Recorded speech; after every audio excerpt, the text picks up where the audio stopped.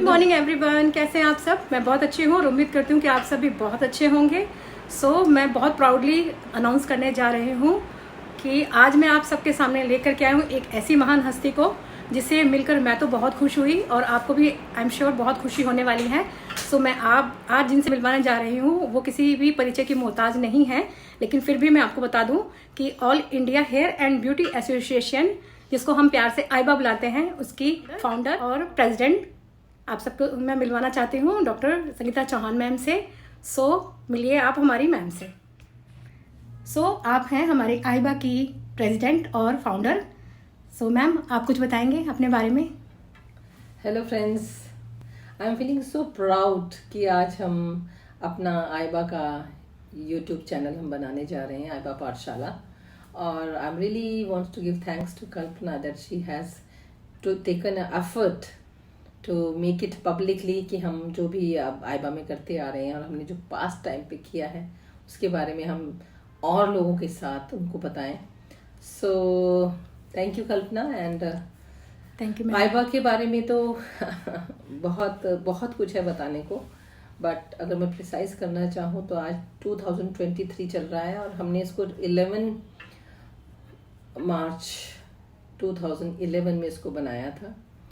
और ये एक इसकी जर्नी भी बहुत अलग ही है। कैसे आइबा शुरू हुई, बहुत ही मतलब it is totally unplanned work, कि 2008 में जब से दिल्ली में डिस्टर्बेंस शुरू हुआ और गवर्नमेंट की पॉलिसीज़ हुई, सीलिंग प्रॉब्लम शुरू हुई, और इन्हीं दौरान मेरा डिफरेंट एसोसिएशन से मुलाकात हुई। चाहे मैं कोरिया गई, चाहे मैं श्रीलंका गई, पाकिस्तान गई, तो वहाँ मैंने जाकर देखा कि एसोसिएशंस की अपनी स्ट्रेंथ होती है।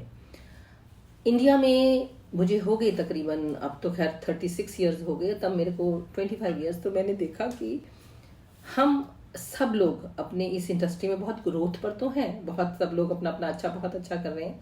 ऑफ कोर्स मैं भी बहुत अच्छी पोजीशन पर काम कर रही थी उस समय, पर आइबा की जो पॉलिसीज थी या जो गवर्नमेंट ने कुछ डिसीजंस लिए थे कि कमर्शियल एरिया, छोटे सैलून्स, बड़े सैलून्स, आप कमर्शियल में काम कर सकते हैं, रेजिडेंशियल पे आप नहीं काम करते। इस तरह की पॉलिसीज जब दिल्ली गवर्नमेंट ने या सेंट्रल गवर्नमेंट की तरफ से आई, और बहुत सारे, ऐसा नहीं सिर्फ दिल्ली में, बहुत सारे स्टेट्स में ये सब चीज़ें लागू हुई, तो तब समझ में आया कि हमारी इंडस्ट्री अगर देखा जाए तो चूंकि रिकॉग्नाइज नहीं है, चूंकि ऑर्गेनाइज नहीं है, और हालांकि बहुत बड़ा एरिया काम है, बहुत बड़ा इकोनॉमिक कंट्रीब्यूशन है हमारा इस इंडस्ट्री में, but in the paper work, in documentation form beauty industry कहीं स्टैंड नहीं करती। और हम भी उन्हीं सब जो स्मॉल एक्टिविटीज़ हैं, जैसे कि अगर आप देखें कि जो हमें लाइसेंसिंग मिलती है, चाय की दुकान, पान की दुकान, साइकिल मरम्मत,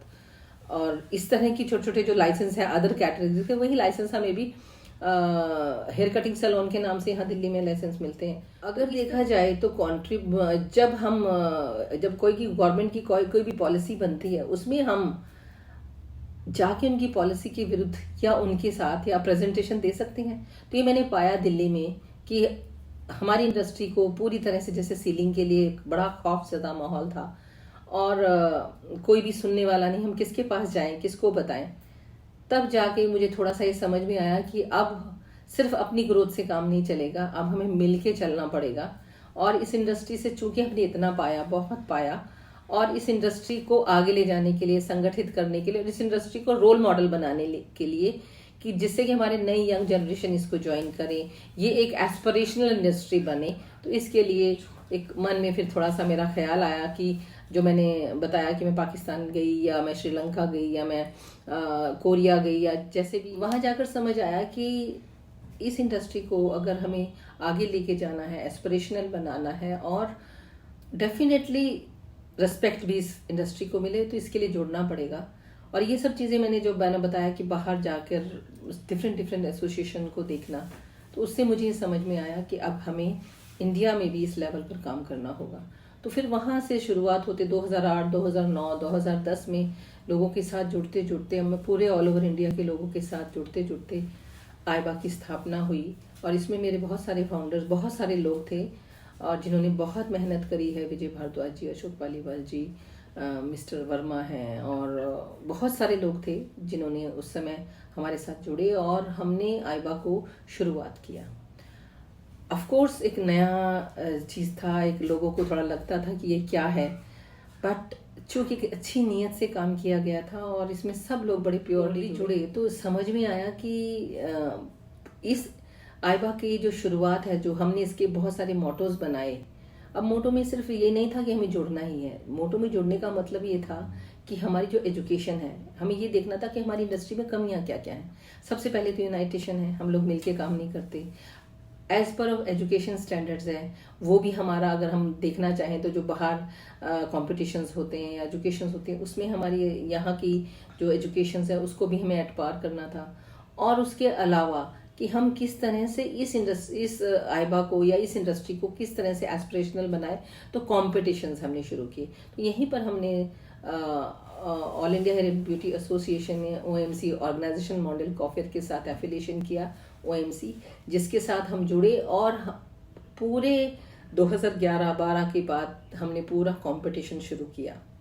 अब यहाँ पर OMC ऑर्गेनाइजेशन मॉडल कॉफियर एक ऐसा स्टैंडर्ड है ऑल ओवर वर्ल्ड में, जहाँ पर बहुत सारी कंट्रीज़ के पार्टिसिपेंट्स वहाँ आते हैं, बहुत सारी कंट्रीज़ के वहाँ जजेस आते हैं और पूरे वर्ल्ड के बेस्ट आर्टिस्ट अपना वहाँ काम प्रेजेंट करते हैं और वहीं पर कंपटीशन होता है, फर्स्ट सेकंड थर्ड उनको रैंक दिया जाता है। तो एक बहुत ही प्राउड और प्रिविलेज बात थी। तो इसी कंपटीशन को मैंने जब श्रीलंका में देखा इन 2010, तो वहाँ तकरीबन बहुत सारा एशिया कप हो रहा था वहाँ पर, और बहुत सारा अच्छा काम वहाँ पर जो काम हुआ वो मतलब देखने वाला था। और मुझे ऐसा लग रहा था कि ये काम तो मैंने देखा ही नहीं। हालांकि मैं बहुत इस इंडस्ट्री में बड़े अच्छे से काम करती आ रही थी, पर जो काम का स्टैंडर्ड या जो नया काम मैंने देखा वो काम नहीं था। या यकीन कीजिए कि वो जब मैंने शो देखा तो मेरी नींद गायब थी और मुझे ये लग रहा था, चूँकि मैं 2000 में मैंने लॉरेल कलर ट्रॉफी अवार्ड उठाया, जिसमें मैं सेकंड रनर अप रही जब लॉरेल ने कंपटीशन किया, बावजूद उसके जो काम वहाँ था वो मुझे बहुत बहुत बहुत अलग और नया लगा। तो मुझे लगा कि अब ये काम अगर मैं सीखूं और मेरे आसपास जितने भी और इंडिया के बच्चे सीखें तो उसमें ज़्यादा हमारी इंडस्ट्री ग्रोथ करेगी। तो फिर यहीं से मुझे ख्याल आया कि अगर मैं ये सारा वर्क अगर इंडिया में स्प्रेड करना है तो इसके लिए नैना करुणारत्ने जी, जो एशिया पैसिफिक प्रेसिडेंट तब भी थी और आज भी हैं, उन्होंने मुझे इंस्पायर किया कि आप नैना जी वाकई एक अपने आप में बहुत अच्छी आर्टिस्ट रही हैं और वो डेफिनेटली इस पूरी इंडस्ट्री को जोड़ना चाहती थी। तो उन्होंने मुझे भी इंस्पायर किया कि आप क्यों नहीं एक एसोसिएशन बनाती हैं और जिससे कि हम आइबा के साथ और OMC मिलके काम करें और फिर ये काम हम आगे इंडिया में पूरा ओपन कर दें पूरे उसके लिए। तो फिर उसके बाद से OMC के आने के बाद हम आर्टिस्ट को यहाँ बुलाते रहे। चाइना के थे, स्वीडन के थे, फ्रांस के थे, बहुत सारे आर्टिस्ट यहाँ आए और उन्होंने हमें बहुत कुछ सिखाया।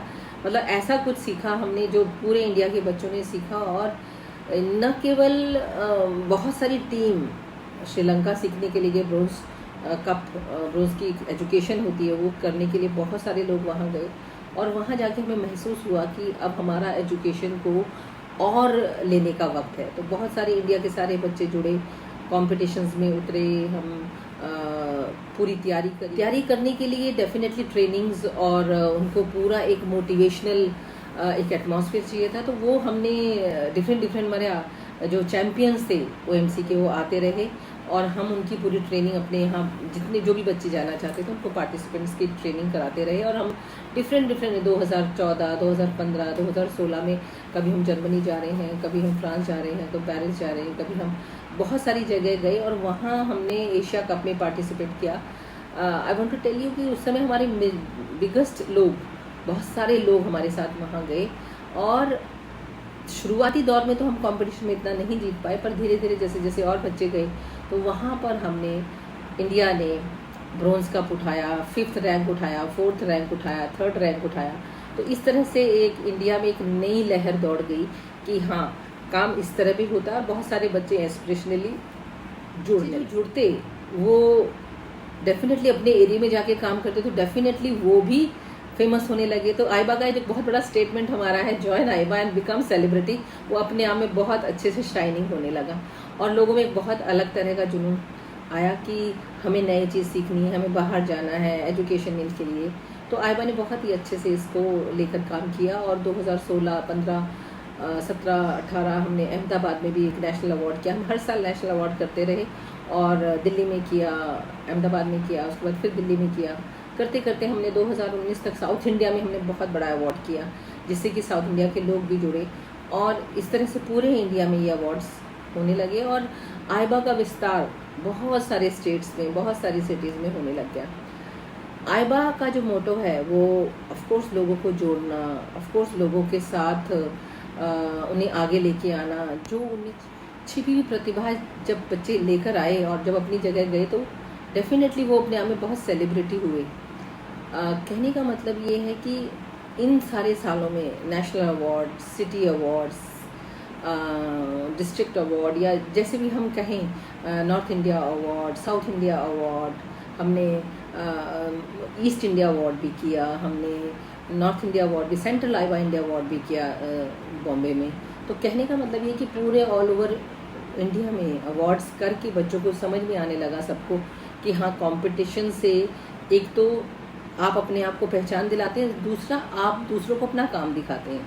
तो उनका प्रमोशन भी हो रहा था और वो ग्रो भी कर रहे थे और इंडस्ट्री भी साथ में जुड़ती चली जा रही थी। 2019 में हमने साउथ इंडिया में बिगेस्ट अवार्ड किया और इस तरह से आयबा चलता रहा और आज भी चल रहा है। फिर कोरोना आया, डेफिनेटली कोरोना ने सबको हिट किया। ऑफ कोर्स आयबा में बहुत सारे जो सैलून ओनर्स हैं वो अपने आप में एक छोटे स्मॉल स्केल एंटरप्रेन्योर्स हैं। किसी के पास 2 लोगों का स्टाफ है, कहीं वो खुद काम करते हैं, तो छोटे लेवल। कोरोना आया तो डेफिनेटली काम पर ब्रेक लगा, बहुत सारे सैलून्स बंद हुए या बहुत सारे सैलून रुक गए या बहुत सारे सैलून का ग्रोथ एक्सपेंशन रुक गया।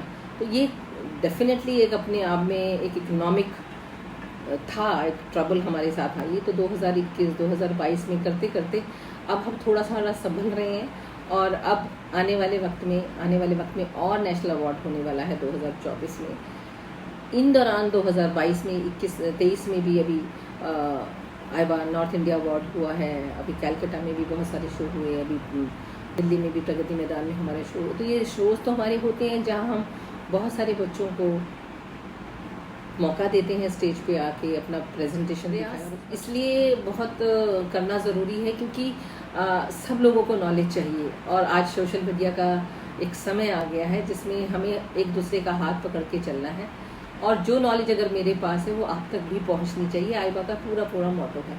तो ये हम पूरी कोशिश करेंगे कि इस आयबा पाठशाला के माध्यम से डिफरेंट टॉपिक्स हैं, डिफरेंट एजुकेशन है, वो आप तक मिले, ऐसी पूरा प्रयास है। आप भी अपना मैसेज करके हमें बता सकते हैं कि आपको किस किस टॉपिक पर और नॉलेज चाहिए।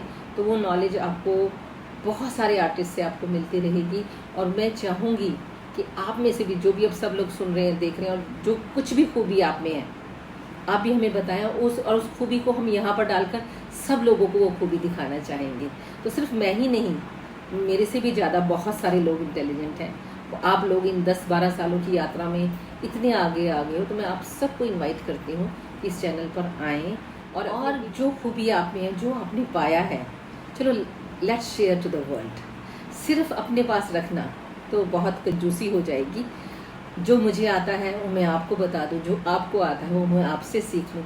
क्यों ना हम दोनों मिलकर ग्रो करें, क्यों ना हम सब आपस में मिलके जुड़ें और आगे इस एजुकेशन के इस फाउंटेन को हम आगे लेके चलें। ये सब आपके लिए है। आप आएंगे, हम सब मिलके आएंगे तो डेफिनेटली इस इंडस्ट्री को हम बहुत ही बेहतर मुकाम पर ले सकते हैं।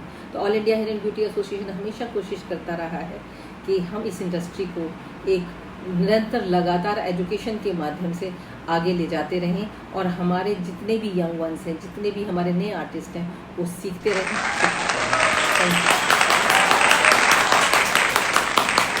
तो देखा आप सब ने हमारी मैम को बोलते हुए सुना, जितना जोश उनमें आज भी है ऐसे ही इतना ही जोश आज के यूथ में होना चाहिए।